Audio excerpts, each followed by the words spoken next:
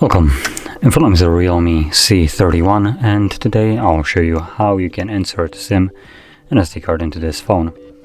So before we get started, you will need to grab one of these things, a SIM eject tool, which comes provided with the device in a box. Now this is one of the things that you can use. You can also utilize paperclip, straighten out one of the ends, and it should work just as well. So anyway, once you have either this or the paperclip, you want to pop out the tray, which looks to be located on the upper left side of the phone. So right over here.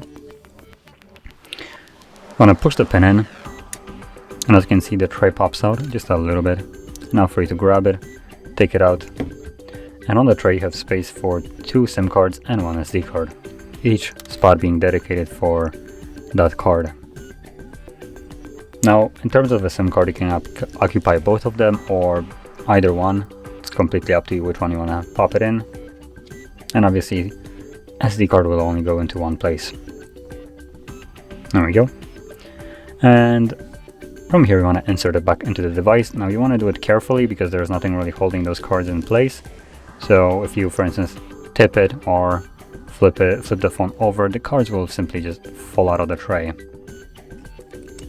And additionally, if the tray doesn't want to go in easily, don't force it in. It's a chance that one of the cards is kind of like popped out of the tray just a little bit. So if you force it in, you might just get completely wedged and damage something. So just take it out, make sure everything is laying fine on there, and then try it again. Now once you insert your SIM card and SD card, or one of them, for me, once I inserted my SIM card, it prompts me with a PIN for my SIM, because I do have one set on it.